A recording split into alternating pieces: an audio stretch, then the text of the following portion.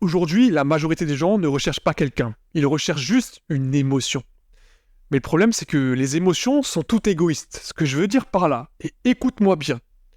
La colère, par exemple, lorsque tu es en colère et que tu as fini d'être en colère, tu vas essayer de justifier ta colère avec des propos qui te semblent rationnels face à ta colère, mais que la majorité des gens qui étaient en face de toi face à ta colère ne comprennent pas. Ce que c'est de te dire par là, c'est que tous les sentiments que tu vas ressentir dans ta vie ne seront pas rationnels. Ce sera uniquement le côté égoïste de ta propre personne. La colère, la tristesse, la solitude, l'amour, tous ces sentiments-là sont uniquement des sentiments égoïstes qui ne peuvent pas être exprimés d'une façon rationnelle. C'est pour ça qu'aujourd'hui, dans notre société, je dis qu'on ne recherche pas quelqu'un, mais on recherche une émotion. Ce fameux coup de foudre, ce fameux amour, ce fameux amour conditionnel, les choses comme ça. Mais en réalité, il est impossible de ressentir des émotions d'une façon rationnelle. Donc quand tu dis que tu es amoureuse d'une personne, est-ce que tu le dis d'une façon rationnelle ou est-ce que tu le dis d'une façon émotionnelle qui te pousse à ton égoïsme? En soi, on dit souvent que l'amour est égoïste. Pourquoi? Eh bien, tu aimes la personne à travers l'image que tu lui renvoies. Et c'est la même chose pour la personne en face de toi. Tu aimes la personne à cause de l'image qu'elle te renvoie. Et elle t'aime à cause de l'image que tu lui renvoies. Tout simplement. L'amour, la colère, etc. sont des sentiments que tu ne peux pas exprimer rationnellement. Mais souvent, ces sentiments arrivent parce que tu ressens quelque chose envers la personne. Du respect, de la confiance. Des choses en soi que tu peux exprimer de façon rationnelle, mais que tu vas exprimer de façon émotionnelle avec l'amour et la colère. La confiance, le respect, les choses comme ça, sont des choses irrationnelles. Imaginons une chose très simple. Tu es un businessman, et tu sais que le mec avec qui tu vas faire du business est une personne qui trompe sa femme. Est-ce que toi, au fond de toi, avec le peu de respect qu'il a avec sa femme, est-ce que toi, tu vas continuer à faire des partenariats avec lui? Eh bien, si tu es un homme de valeurs et de normes, tu sais très bien que tu ne vas pas suivre ça, car tu sais que c'est mal. Mais il y a des gens qui vont réussir à dire oui, parce que eux ne comprennent pas tout ça, ils iront uniquement de façon rationnelle. Mais tous les sentiments que tu as sont tous égoïstes. C'est ça qu'il faut comprendre, égoïste et non rationnel. Donc, si tu aimes quelqu'un, si tu respectes quelqu'un, si tu es en colère face à quelqu'un, n'essaie pas d'exprimer ces sentiments-là d'une façon rationnelle, ça ne sert strictement à rien. La personne ne te comprendra pas. La majorité des gens qui disent « oui, j'aime cette fille-là, oui, j'aime cette garçon-là », tu leur poses la question « pourquoi ?» La majorité des gens n'arriveraient pas à te répondre « pourquoi ?» Parce que c'est un sentiment, c'est au niveau du cœur. C'est le cœur qui parle, c'est pas la tête. C'est ça qu'il faut comprendre. Le cerveau ne comprend pas les émotions. Il réfléchit uniquement de façon rationnelle. Et ça, mon ami, il faut le comprendre. Lorsque tu parles d'amour, de colère, de tristesse, c'est uniquement ton cœur qui va parler, uniquement tes émotions. L'être humain est émotionnel. Il faut le savoir. Alors, bien évidemment, à des niveaux. Il y a des personnes qui ne ressentent pas d'émotions, d'autres qui ressentent beaucoup plus d'émotions que les autres. Mais tu vois le délire. Et tu sais, pour donner un exemple, j'ai connu une fille où c'était vraiment... comment expliquer ça, tu vois? C'était l'alchimie au regard, tu vois? On se comprenait directement. Il n'y avait même pas besoin de parler, qu'on se comprenait. Mais ce ressenti, je n'arrivais pas à l'exprimer de façon rationnelle. Ou du moins, quand je l'exprimais de façon rationnelle, bah, ça n'avait pas de logique.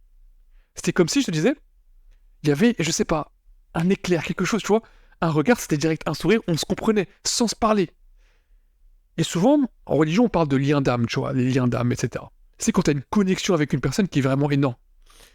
Et souvent, ces liens d'âme, eh bien, ils resteront à marquer dans ta vie. Tu as des personnes que tu as connues forcément, qui sont devenues des liens d'âme. C'est-à-dire que ces personnes-là, peu importe où ils sont, eh bien, tu auras toujours une pensée pour eux. Et souvent, le pire, c'est que, imaginons que ce lien d'âme, c'est une ancienne personne que tu as connue, mais dans le domaine amoureux, pas dans le domaine amical ou le domaine familial, eh bien, crois-moi, ça fera hyper mal. Mais le problème, encore une fois, c'est que tu ne veux pas exprimer ce sentiment d'une façon rationnelle. Car tu veux uniquement une émotion et pas la personne. Et c'est ça le problème. Souvent, l'amour, la colère, les choses comme ça, crois-moi, tu veux juste l'émotion, pas la personne. En amour, tu préfères l'émotion que la personne te donne que la personne en elle-même. En colère, c'est exactement la même chose. Tu n'aimes pas la personne en soi. Tu es en colère contre ces personnes parce que tu sais que tu l'apprécies, mais tu ne sais pas pourquoi tu l'apprécies. D'une façon rationnelle, encore une fois. Ces choses-là, c'est compliqué. C'est pour ça qu'on dit que tu recherches uniquement une émotion et tu ne recherches pas une personne. Et ça, dans n'importe quel domaine. Et tu sais, pour nuancer mes propos, je vais dire une chose. Les émotions ne sont pas mauvaises en soi, mais il faut faire attention de comment tu t'exprimes avec ces dernières. La rationalité sera toujours bien vue en société. Le côté émotionnel, lui, ne le sera pas. Et on va pas se mentir, surtout si tu es de sexe masculin. Pour le sexe féminin, on pardonne plus facilement. Mais pour le sexe masculin, c'est beaucoup plus compliqué. Et tu sais quoi? Je vais te montrer un exemple directement. Tu vois cette photo, frérot, ou du moins cette vidéo se trouve dans le mur, eh bien écoute, c'est un moment dans ma vie où j'ai totalement pété un câble. Mais crois-moi, si je pouvais, j'aurais bien envie d'avoir enlevé tout ça, tu vois. Et comme je te l'ai dit, les émotions sont bien, on va pas le nier, mais il faut faire attention de comment tu les utilises, encore une fois. Tu vois l'exemple du trou dans le mur, eh bien, c'est un exemple directement du fait que les émotions, tu ne peux pas les contrôler. Souvent, quand tu es un homme masculin, ou du moins que tu es un homme, c'est mal vu.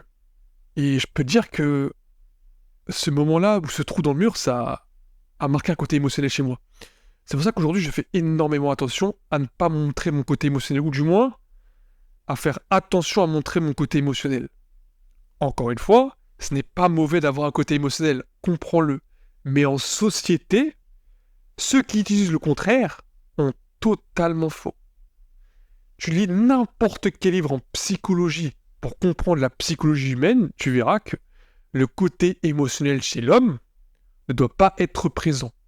Le côté émotionnel chez la femme, lui, c'est différent. Encore une fois.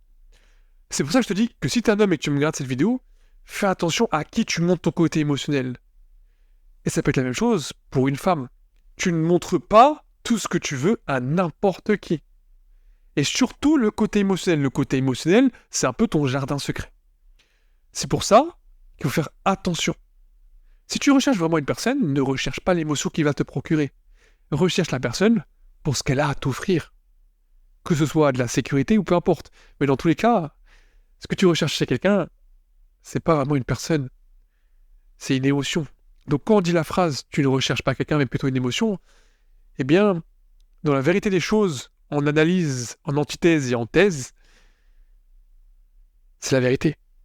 Et dans tous les cas, même si tu es avec la personne, tu es avec la personne parce qu'elle t'apporte des émotions. Sinon, tu ne serais pas avec elle, que ce soit amicale, familiale, professionnelle ou même amoureuse. En réalité, le côté émotion, c'est ce qui drive le côté social de l'humain. Et c'est ça le plus important. Mais attention à comment tu vas l'utiliser.